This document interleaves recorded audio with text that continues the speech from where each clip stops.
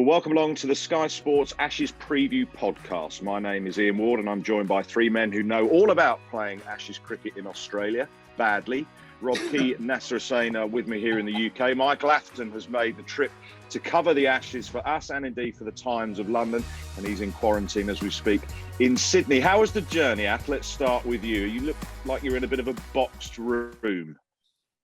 I am in a box in Bondi, and I'm here in quarantine for 3 days. Trip was fine, though. All the usual COVID protocols, came via Singapore. And with this new variant, you now have to do 3 days quarantine, which wasn't the case when I booked the trip, which was the whole point to coming to Sydney, really. Originally, you could come here, kind of cover the first test from here and then go into Adelaide without having to do any quarantine. There's still 14 days in Queensland, of course. But following this new variant, it's now 3 days, which ain't so bad, but you've got to do a PCR, which I went for today, and hopefully get a negative and get out in 3. Ath, you were 10 minutes late joining this podcast. Was that for preparation, was it? Or did you have a little snooze? I was so jet lagged this afternoon waiting for this vodcast, podcast, whatever you call it, and I just fell asleep on the bed. But I'm ready to go now. Bless in Bondi. We feel for you. Ready to go now. Athan, we're just going to stick with you, though, because obviously you're in quarantine, you've got to do PCRs and all that. It'll be the same for the players throughout this series. There's talk of the Perth test not going ahead. That's going to be moved to potentially Hobart. They've got to fly. You've got to fly. I mean, can you imagine this Ashes series going ahead without some sort of disruption because of this new variant? It must feel very, very different to any other Ashes series you've played in over there or covered. Crazy, isn't it? I mean, definitely the weirdest build-up I can remember for an Ashes. With the COVID, the quarantining, the variant, the rain in Queensland, which has decimated both teams' preparations. So a really weird build-up. The only thing I'd say is Australia is in a slightly different position to England, isn't it? It's got low transmission within the community, and their vaccination rates are quite high now. So, I mean, obviously, as they open up, you'd expect a bit more, but fingers crossed that it stays free of the players. And, well, I'm not sure anybody will worry about the journalists too much if they get done and have to quarantine for 14 days. Well, obviously, fingers crossed, I hope that doesn't happen to us either. Well, let's talk about memories of you guys playing in Australia in the Ashes. Keezy, I'm going to come to you because, I mean, I suppose the standout for you would be a bloke called Damien Martin, wouldn't it? Well, because he bowled me, yeah. I tell you what I remember. We played what? So Nasser was captain in 2002-3, was it, Nat? Yeah, thanks. And I remember, I mean, that was that great team. And we played against Queensland and Martin Love got 200. We then played Australia A and Martin Love got 150. And we hadn't got him out, I don't think. And we had the first test match and we're starting to talk about how do you get out Hayden and Langer. And you thought we're in real trouble here because we can't even get out the bloke who don't get in the team. You know, and they absolutely smashed us. We lost. How many days was the Ashes live for in that series? You know the answer to that, Atherton. I hold the record for a series that should last 25 days. Myself and Rob Key managed to lose it in 11 days. But do you remember we went out to Damien Martin all the time? We played Lilac Hill, which they won't do now, will they? You played a festival game at Lilac Hill. It was our first, it was like the tour opener. And Nas had this big speech like, we don't play festival games. We're going to run up, you know, I don't care who's batting. We're going to bowl them a bouncer and set the tone. And we're all like, yeah, that's unbelievable. That's exactly what we're going to do. So he got like Hoggard first ball and out came Mike Huss and we thought, here we go, this is on now. And bearing in mind, I had like Wayne Clark, who was 50, and David Hooks, who's no longer with us. He was playing. So you think, come on, it's a bit of a joke game. So first ball, Hoggard bowls this bouncer. Mike Hussey ducks under it. And that was our only plan. And you just thought, oh, right. And then I stood at deep mid-wicket as David Hooks, who would have been, I don't know, he'd been retired a long time. And he was smashing Ashley Giles. And he kept hitting it over my head. And I just remember thinking, this is unbelievable. We are getting smashed by someone who's been retired for like 20 years. We got no... Wait, you've missed out your mate Harmison on purpose there. Harmison is still bowling that over, if you remember. He bowled like a 24 ball over. He got the yips. Forget the ball he bowled to second slip. That was a decent delivery compared to what he bowled at Lilac Hill, mate. You completely forgot your mate Armisen. So not many good memories, Wardy, you're right, of Australia from this camp anyway. Atherton's probably got some better ones. No. I can't remember any good memories in Australia. I mean, Test matches we won one in Adelaide. Did we win one in Sydney, I think, under Stewie? Blimey, not many good ones at all, actually. Where was it? Really great Test match that we won in Adelaide, but of course, you know, we were 2-0 down already by Melbourne, then. we won in Melbourne when Goff and... Melbourne, yeah, Melbourne, yeah, and that was a great Test match, actually. Fantastic Test match. But they were just odd wins here and there, you know, amongst all the dross, really. Well, there's been some shambolic preparation for Ashes series, as we've just touched on there. But what about the preparation through no fault of either side's doing with the weather, Ath? I mean, how significant is it that England have not managed any meaningful preparation, any meaningful games of cricket going into the first Test? Well, the only thing against that is neither of Australia. You know, both teams have been in Queensland, and the weather has just been horrendous.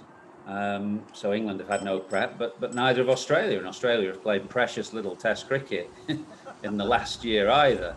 I mean, obviously, some of England's players have got none or very little experience of Australia. People like Hamid and Burns, top of the order. You know, the lads who don't have any experience of Test cricket here could have really done with a bit of outdoor prep, you would have thought. And then also for people like Ben Stokes, who's not had much cricket since July or any cricket since July, Stuart Broad, the individual cases where people are coming back from injury.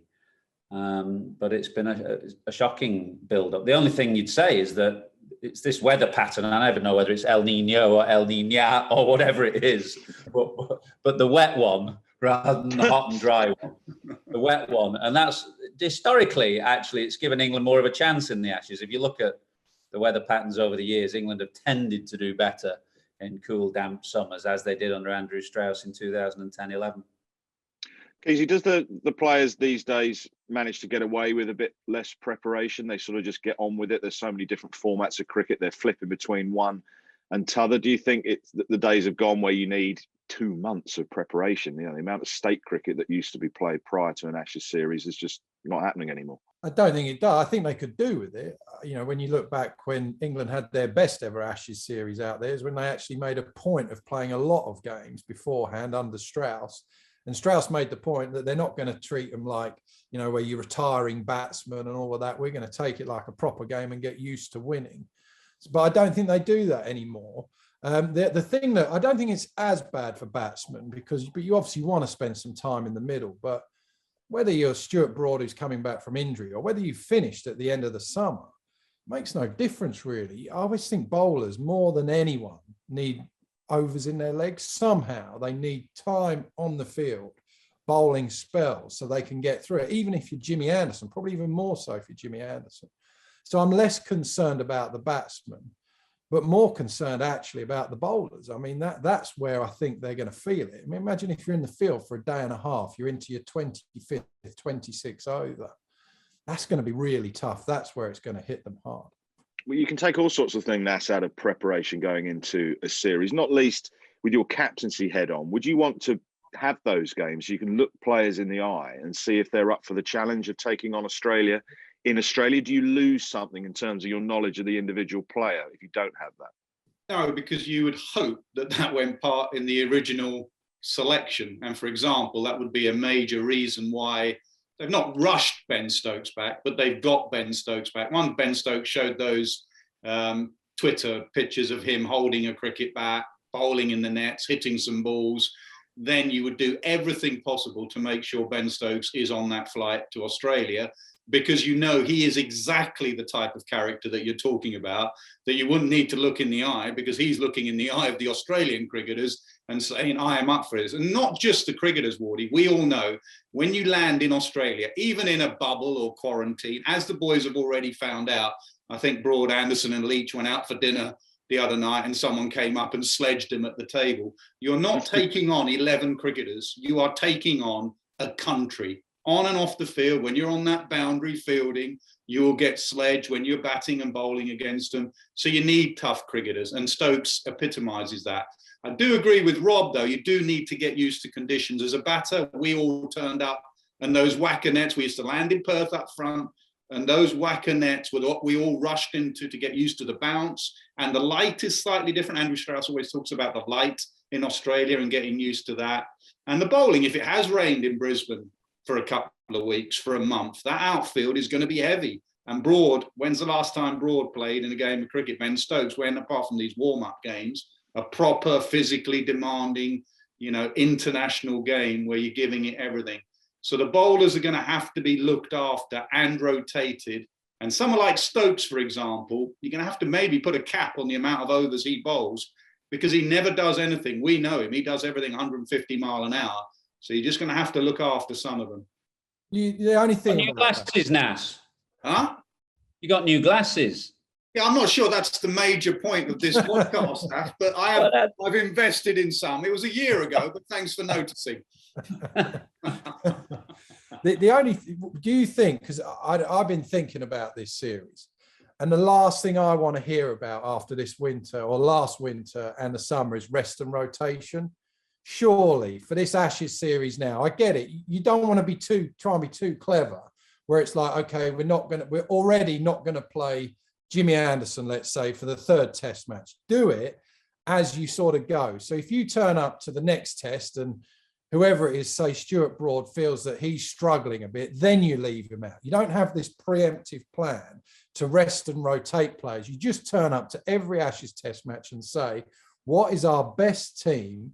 What is our best attack for the conditions to win this game of cricket? And forget about that stuff we had all last winter. I know we're not going to be flying people home and giving them a test match off, but this is the Ashes. Surely we don't want to be hearing about rest and rotation. Yeah, I completely agree. But you're going to have to look after your bowlers. You've got a crop of bowlers there. You're going to have different conditions as well, different games. I agree with you. There were sort of preordained plans. I remember speaking to Jimmy Anderson when he was left out of the Old Trafford test during that bubble. That's 2 seasons ago. And I couldn't believe he'd been left out. So I texted him and he said, yeah, I'm missing this one. I'm missing them. They already had their plan for the year ahead as to what games they were missing. So I agree with you. I'd like them to go the other way of actually wait. And then these are senior bowlers, Broad, Anderson, Wood should know his body by now, Robinson. So when they come to you and go, look, I'm just going in that red zone now would be the time to have a rest. I agree with that, definitely. Michael, come back to your point about the weather. We don't know what the weather conditions are going to be like for that first test at the Gabba. But what would you, leaving that aside, what would you see are England's biggest questions in their selection for this first test? I think the balance of the side is pretty set, isn't it? With Stokes back, that settles the balance of the side. It's going to be, they're going to play 5 bowlers, one assumes, with, given that we're going to get some decent weather with Leach and 4 seamers, of Stokes being one of those, so 3 other seamers. And then the only issue in the batting is Bairstow or Pope. And then which of the 3 seamers you're going to go with? Are you going to put Anderson and Broad together? Is Wood going to be able to get through it following his issues in the World Cup? Wokes and Robinson. So, 3 of those 5 seamers you've got to pick. And that will be just, I think, basically conditions dependent. You'll turn up on the morning, look at the surface and say, how best are we going to be able to get 20 wickets on this pitch and in these conditions? Simple as that. And that's a hard call, isn't it? We're still 6 days away from the game. It's a hard call for us to make now, not having seen anything there. But I would have thought the balance of the side and the batting, with the exception of the Pope Bairstow issue, is pretty set. The range of conditions is what determines selection. So say one spectrum of range of conditions would be it rains every day from now till the start of the test, and the forecast is for rain every single day at Brisbane. Then you would think that plays into England's hands and the bowling attack could be very English. You could even, and I wouldn't recommend it, but you could even leave out Leach, play Root as your off spinner to 5 left-handers in the opposition that they could well have, and go for an English type bowling attack with Wokes and Robinson, which adds to the batting lineup, and then Broad and Anderson. That's one end of the spectrum. And the other end is that you turn up to Brisbane and it's your typical Brisbane pitch and the sun is shining. Then you will definitely need your spinner Leach. And then you will definitely need some kind of variety in your attack which is Wood, and then you would probably need to split up Broad and Anderson with the day-night test coming up in the next one. So you just have to, and previous England captains haven't judged conditions particularly well on the first morning at Brisbane, but you just have to judge those conditions well.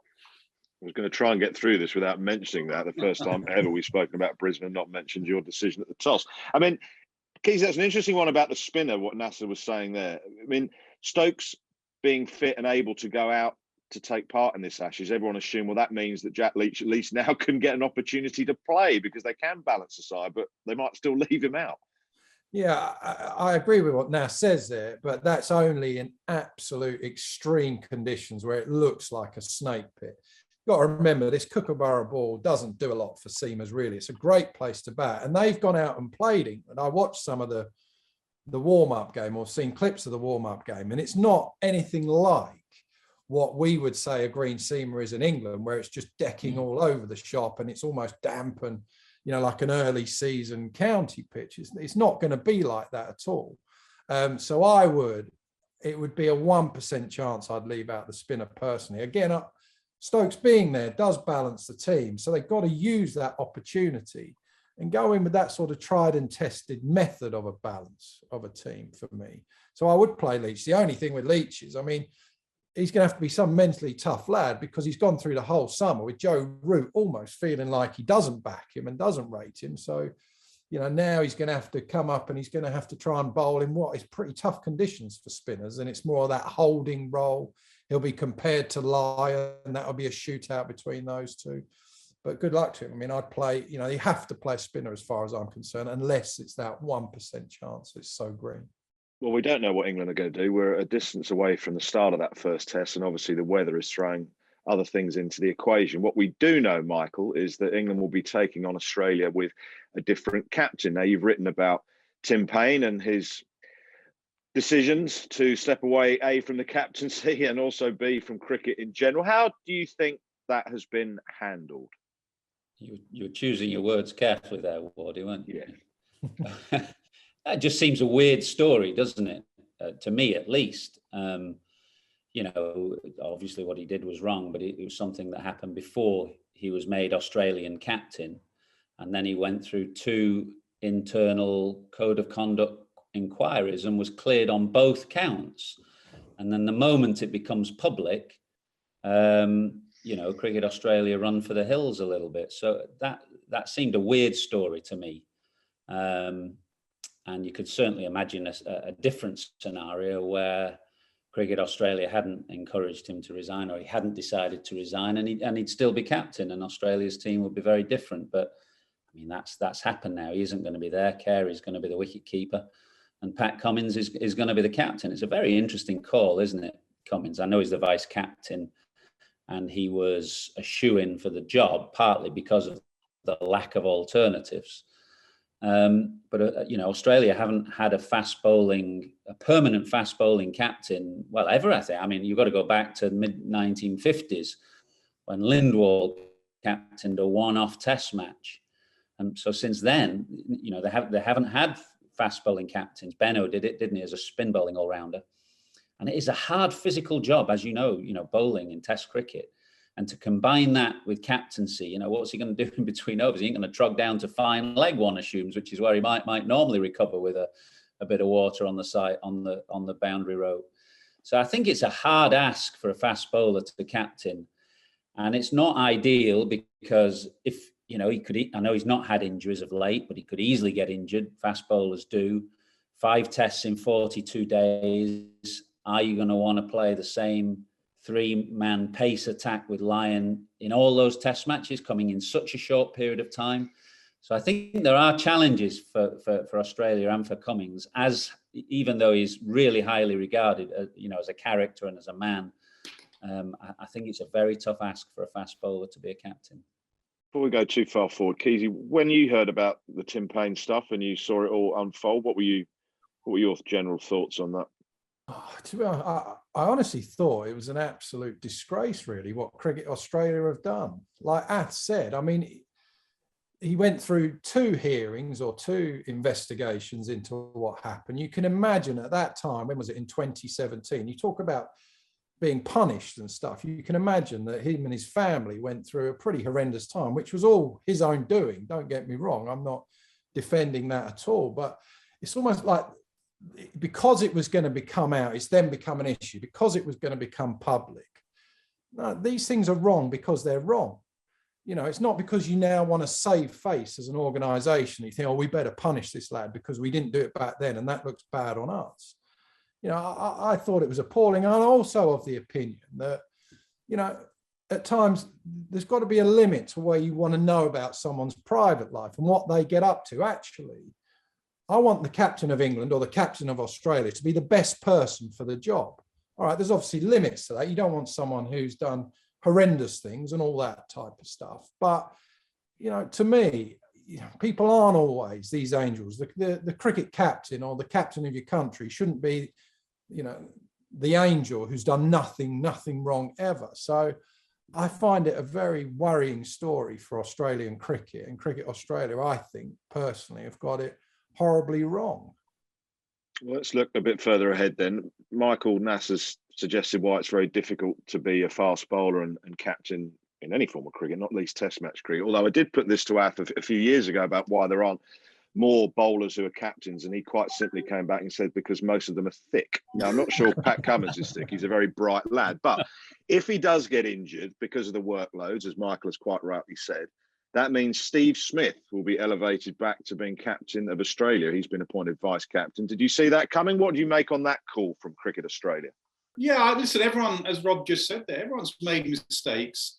Steve Smith made mistakes. That, you know, Sandpaper Gate was a horrendous mistake. The way that was handled, you know, the half-truths that sort of came out after it in the press conference, it was a terrible time for Australian cricket. And as the captain, Steve Smith took the rap. But, you know, he's done the time for the crime that was committed, a cricketing crime, let's put it that way, Sandpaper Gate. And I think you have to move on. I don't think you can punish someone for the rest of their lives. Do you know what I mean? So he's vice captain now, and if Cummins has to be rested or injured, he'll take over being Australian captain. And you'd hope, like everyone, they would learn from their mistakes. I think with everything we've discussed over the last year, 2 years, I completely agree with Keezy, but also people can make mistakes. The Ollie Robinson stuff that we did last summer, and you can learn and you can move on. And I hope that's what everyone feels about Steve Smith. Some would say in a position of responsibility. It's one of the highest offices in cricket, the Australian captaincy, Australian cricket, and that baggy green, and the history that they've had, and the names that Ath has reeled off there. And you include the likes of Steve Waugh and Ricky Ponting, some of the people that are held in great esteem. But I always go back to you can make mistakes, you can learn from it, and you can move on. And I think, you know, Pat Cummins, when he's bowling, will be appreciative of having an experienced captain, or vice captain rather, there stood at slip. When you're running in, the heat, the battle of being a fast bowler, sometimes your thinking is not clear, and it will be great for them. And I think that's why they've gone with Steve Smith. Someone stood at slip, just to go to him at the end of the over and say, look, I think you're done now. It's time to change. Sometimes fast bowlers don't know when to take themselves off or give themselves another one and the field. So I think they've done the right thing with Steve Smith. Well, Cummins takes over from Tim Payne as captain, and Alex Carey takes over from Tim Payne as the Australian wicketkeeper. He becomes the 461st cricketer from Australia to play Test match cricket. Michael, does that bring in Carey in? You know, there's obviously been talk about Payne's lack of runs in Test match cricket. Does that strengthen Australia's batting order? On the numbers, first class numbers, you would say so. The only caution against that is you just don't know, do you, with a debutant coming in playing Test cricket for the first time. You can have a fantastic record behind you, and suddenly, you know, you freeze a bit on the occasion. You just don't know until somebody gets there. From what we've seen of Carey in one-day cricket and what his record suggests is that he's a pretty handy batsman. He's got a better first-class record, I think, than Tim Payne, but he's making his first appearance. So there's a question mark there. You just don't know. But you know, you wouldn't say if he plays and it goes to form, you wouldn't say Australia dramatically weakened by having Carey behind the stumps. But the decision of Payne's to step down and the decision of Cricket Australia to accept that resignation was not a cricket-based decision. had, on pure cricketing terms, Payne would still be captain and leading his team at the Gabba, were it not for that story breaking in the Herald Sun a few weeks ago. But you wouldn't say they look dramatically weakened, no. What about the bowling for Australia then, Keezy? Our mate Shane Warne has come out quite strongly on social media going against Mitchell Starc, and he quoting the numbers, 11 wickets at 40 against India. And he also touched on Nathan Lyon, 9 wickets at 55 against India. Does Starc play for you? Yeah, I think he does really at the moment. I know Warney's absolutely got him in the gun, isn't he? He had him in the gun in T20 cricket as well in the World Cup. He didn't think much of him in that. I think there's enough quality. If I was captain, if I was Cummins or Steve Smith or any of the sort of brains trust there, heaven forbid, I'd back Starc. And I quite like the fact as well, that sort of left arm, a few foot marks for Nathan Lyon, all that type of thing. Turn your phone off, Atherton. Sorry. He does offer something different. They have enough control as well with the bowlers that they've got that you could use him. I'm not saying he's anything like Mitchell Johnson, but it'd be interesting to see how Cummins uses him, actually, someone like Starc, if you can use him as a bit of a battering ram, just a point of difference. They got that Jai Richardson, someone like that, who I think Warney wants to come in instead of him. And look, they're just the one thing they're not short of is seamers. So, but for me, I'd start with Starc. Nas, where can England attack this Australian 11, would you say? It's not so much attack them, Wardy. And I know we all know Broady well. He's worked with us, and we always go on about Australia, about the bowling attack and the Kookaburra ball, and having a point of difference, playing Mark Wood, having that extra pace. And Broad always says, yeah, that's a good point, excellent. But actually, you need runs. You need big first innings runs. And I always go back to, I woke up the first morning of Brisbane on the last tour out there, and England were going really well. They're 145 for 2. James Vince was batting beautifully. Ian Chappell was waxing lyrical about him. Vince's run out. England are bowled out for 300. England lose, and they go on to lose the series heavily. In England, if you get 300 in your first innings against the Duke's ball, you will win most of your games. With Broad, Anderson, Wokes, Robinson, and the conditions we have seen in the last decade, you will win most of your games. Now, obviously, there's a weather pattern going on in Australia, but if it's your normal Australian conditions, if you get 300 in your first innings, you will lose more games than you win, because the opposition will go on and get 400, 450, and then you're chasing it, and then it starts to spin and get a little bit uneven. So the way to attack Australia is big first innings runs. And you go back to 2010-11 and the likes of Strauss and Cook and Trott and Bell and Peterson and Pryor, they got massive runs in the first innings. And then you got a bowling attack that can compete. So that for me is the mindset of big runs. And it cannot just be Joe Root. You don't get 450, 500 with just Joe Root. How do you see it, Ath? I think David Warner is so important. If I look at their team, the axis of their batting is Smith and Labuschagne. And I'd say they're both kind of bankers for getting runs and good series. Of course, you never know. There's an uncertainty in the game. You never quite know. But they are top players, aren't they? Warner has been a top player and had just had an excellent World T20, but had that issue with Broad in England, very different conditions. Obviously, Kookaburra, Australian pitch is very different from home, but has been on the wane a little bit. And I think he holds such an important position, because if he struggles early on, and you can get into Labuschagne and Smith early, then that, Australia's batting doesn't look fantastic if Warner has an iffy time of it.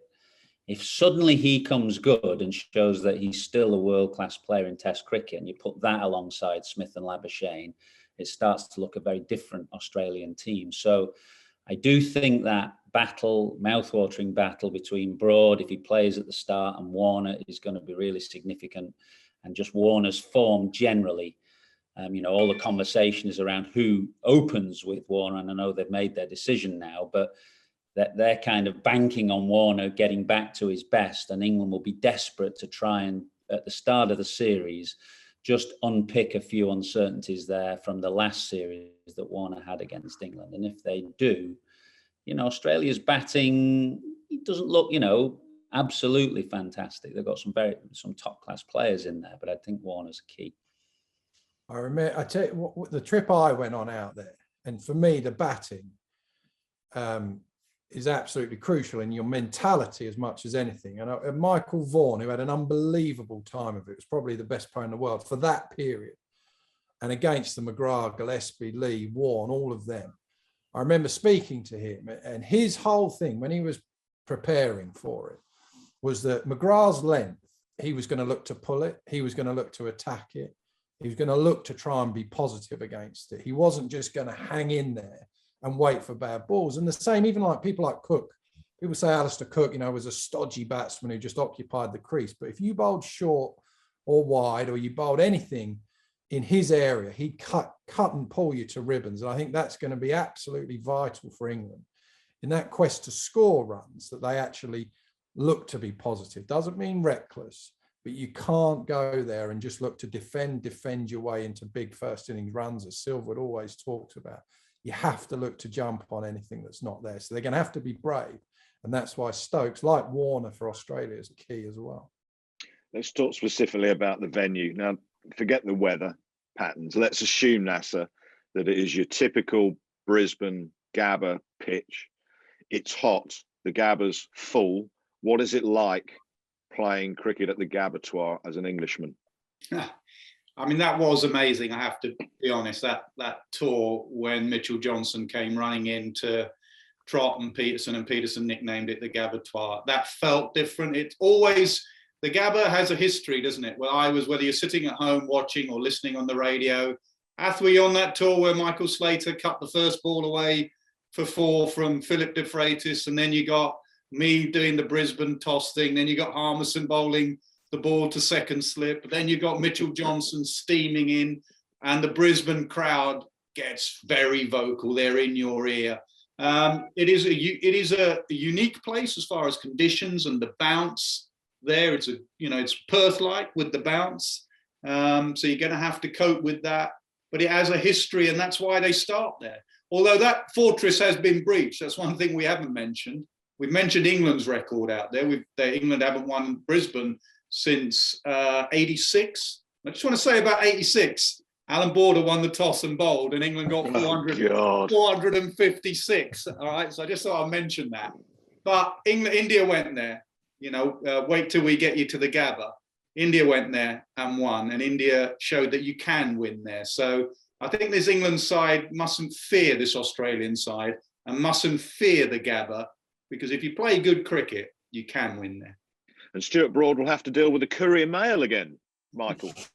I haven't seen the Courier Mail. I don't know whether it's still as, spicy or as aggressive as it was, but that was on the back of him not walking, wasn't it, at the Trent Bridge, the previous series, and they were in for him. It was a really testing start to the last Ashes series, if you remember. You had all that Broad stuff, and then you had the Bairstow incident with Bancroft, and then there was England being 1 or 2 bars too late too often, if you remember. So it was a really testing time before the start of the last Ashes build-up. I hope Joe Root gets an easier ride this time. I do feel a little bit for Joe Root, given the preparation that he's had, and he's been drawn into the kind of the Yorkshire stuff as well. So I kind of feel he deserves a break.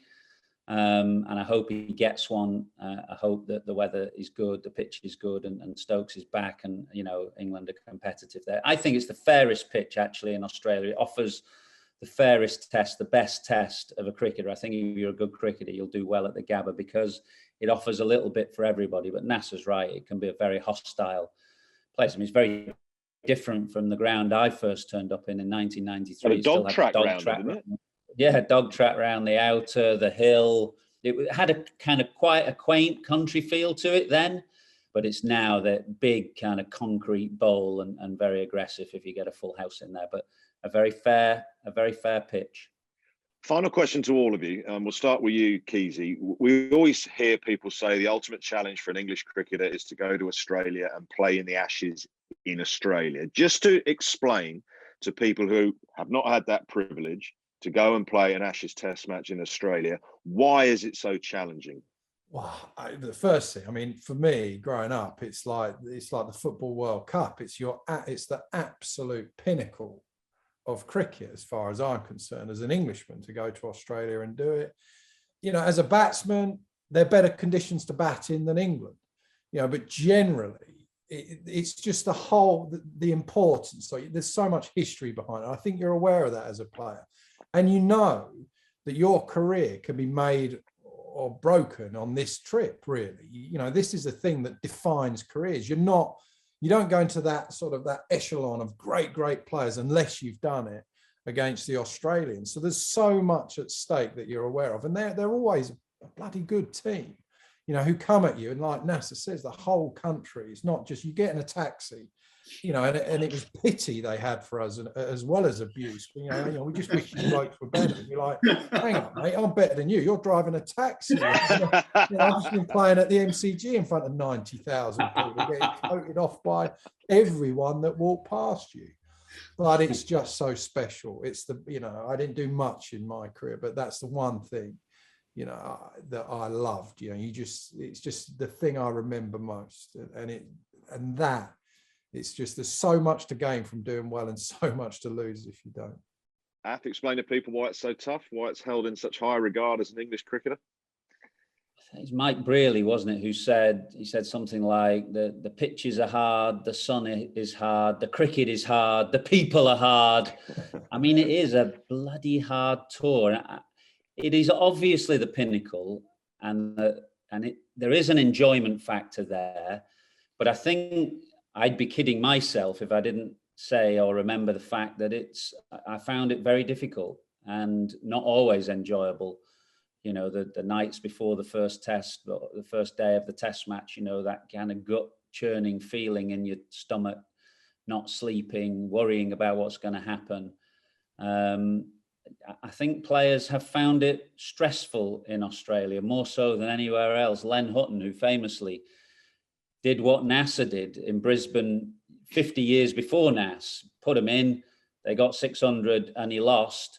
And I think he wrote in his diary or said to somebody, he felt like, you know, throwing himself in the Brisbane River that night. England went on to win that series famously in 54, 55. But I think captains there especially have found it a very tough tour mentally, physically as well, because of, you know, the kind of nature of the hard sun, but mentally a very tough tour. So the most challenging thing, I think, a 5 test match Ashes tour in Australia, especially if you're playing against a good Australian side as we did when I played, I think there's no harder challenge. I mean, firstly, most of my bowling attack wanted to throw me in the river by lunchtime on day one at Brisbane. Secondly, I think Joe Root, somebody up, ECB had got behind the scenes doco coming out, and I saw a clip of it the other day, and Joe Root had a quote going, "There is Test cricket and there is Ashes cricket." And that summed it up pretty well for me. Test cricket is really special. It is the pinnacle, but there is Ashes cricket on top of that. We all remember our Ashes successes, not many, but our Ashes failures as well. You are judged as an England cricketer on how you do and did against Australia. You're judged as a captain on how you do or did against Australia. The one thing I'll say about all the stick we've given Australian players and spectators, you do well against them. They come hard at you. If you've ever stood at one end with McGrath bowling at you and Warne the other, they come as hard as any human goes at another one in a sporting field. But you do well against them, those same people after the game will have a beer with you, pat you on the back and say, that was bloody special today. So for all the toughness, they're also pretty fair as well. Though when you do well occasionally, they reward you with it. So it is special. We all look forward to it. It is one-sided out there. It has been, 9 of the last 10 we've lost, and there's only been 1 draw. So make no mistake, England go in as underdogs, but you just never know with this Australian side. You just never know. They need to start well at Brisbane, England.